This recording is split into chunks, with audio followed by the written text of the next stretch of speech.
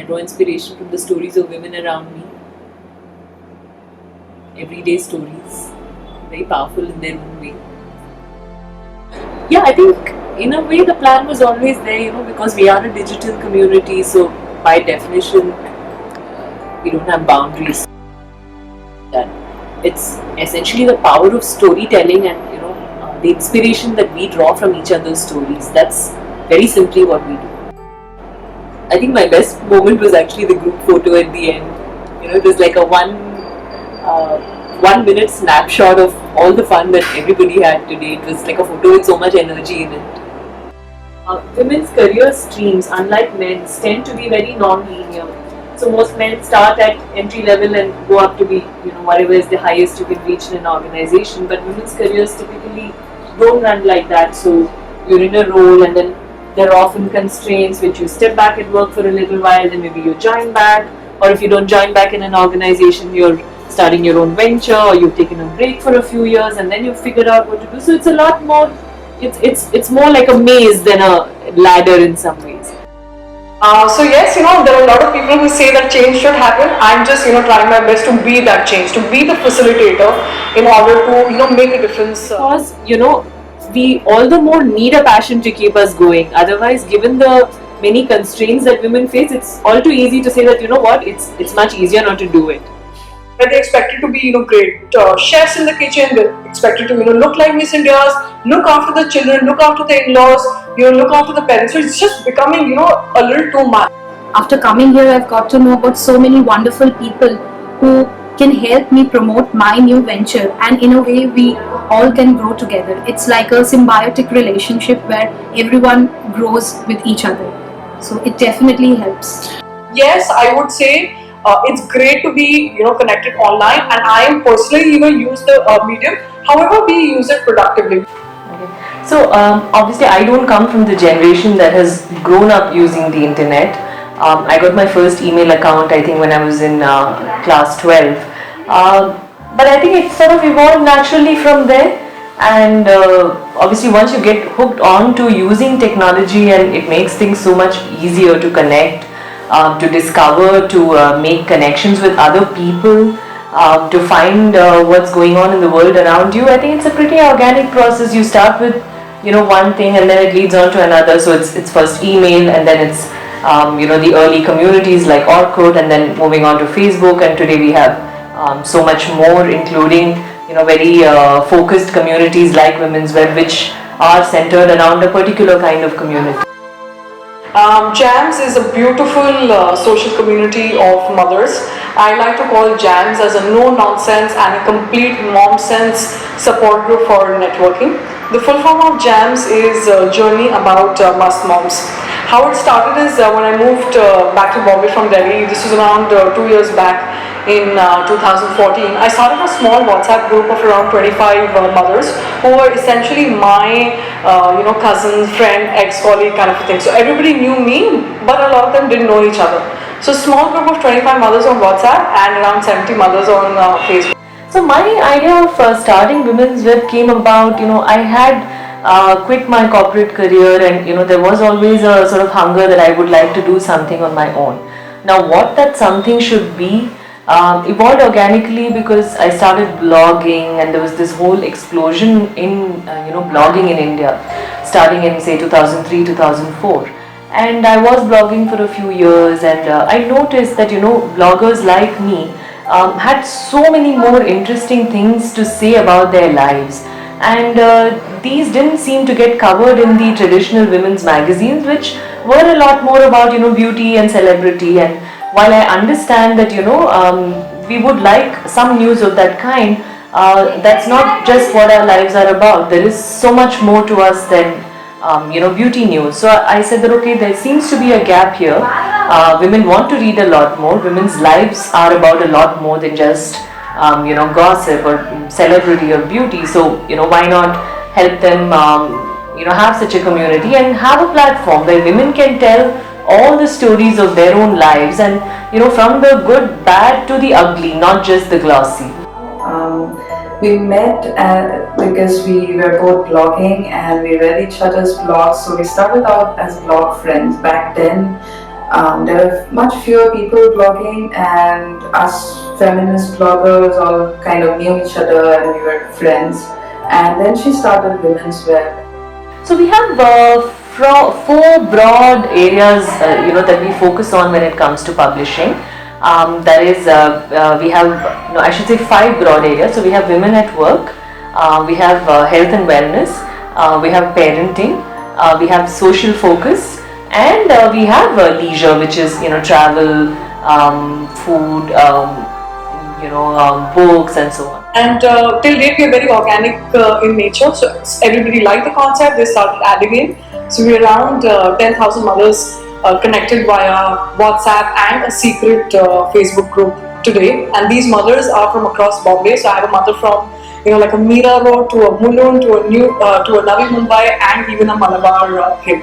All like-minded, enterprising mothers, starting from pregnant to be mothers and even grandmothers. So I actually have an 86-year-old grand Jamie who is also part of my network and uses a smartphone and has a WhatsApp app on her phone as well. If you look at what traditional media is all about, traditional media was really all about telling the stories of other people. But new media, which is digital communities like ours using the power of the internet, is all about telling your own story. So Women's Web, to put it very simply, is an online media platform that enables women to tell their own stories. She's doing an amazing job. It's like a wonderful platform of bringing women together, and the kind of blogs and the articles that get published on Women's Web is really wonderful. I have been reading their articles for quite some time. Some of them are really intriguing in a way that it sometimes puts you to question, are you doing the right thing? Are you in the right job? Are you in the right relationship? That's what makes the articles actually make you think. So it's a really very powerful, I would say it's a very powerful platform. Let me tell you a little bit about the key insight that led us to create Women's Web. So today Indian women are in the midst of a phenomenal transition. This is probably the first generation of women, especially urban women, for whom ambition isn't a bad word. So we expect great things of ourselves, we expect to do as well in life as the men around us. To know about breaking barriers through Facebook page, and that's the reason I have come here. Apparently, since it was women entrepreneurs and I'm one of them, so I came here. I have learned a lot about ladies who are doing such huge experiences. They have such beautiful knowledge about their work. So we find, of course, that technology in the form of digital platforms like us is a powerful connector. At the same time, we get repeated requests from our community of readers that they would also like to connect in real life, so to say, and from there came up the idea of breaking barriers. Which is really our flagship event, where currently in 3 cities we bring together our readers, especially those who run businesses of their own, and a lot of women run businesses of their own and face very similar challenges, and love to spend a day coming together, talking to each other, learning from each other. So in a sense, the storytelling that we do online, that also gets translated into real life connections with each other and learning from each other on the ground. And that's something that we've been doing in 3 cities so far, and it's something that we do hope to take to a lot more cities. I had a wonderful experience at Breaking Barriers event by Women's Web community, and it was a wonderful experience connecting with fellow entrepreneurs, getting to know more women who are doing good work in the industry. I love the approach or the initiative by Aparna. She is creating a community for women who help each other, who share their experience and motivate us to work more and do good in the industry.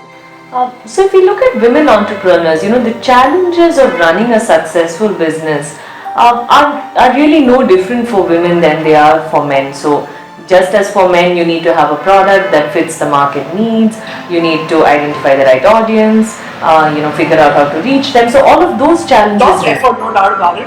But someone, somewhere needs to make that change. So whether it's a metro or if it's a tier 2 or a tier 3 city, because somewhere I always feel that women have so much of power and it's the insecurity and jealousy of the other women which is pulling women There down. are of course women who build multi-billion dollar very large businesses, but there are also a lot of women running very micro businesses, typically with a 1 to 3 member kind of team, and in their daily life as an entrepreneur they find that they don't have say people that they can talk to or learn from, and this then becomes a very powerful day for them to step aside from their routine of doing your daily work and actually setting aside a day saying, okay, I'm going to renew myself today, I'm going to look to other women around me, many of them facing similar challenges, and talk to them and learn from them, and just go back feeling inspired and re-energized. We have already made a lot of progress.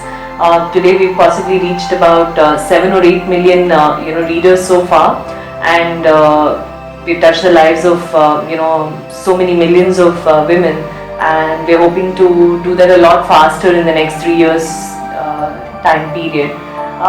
Definitely communities like ours are important agents of change.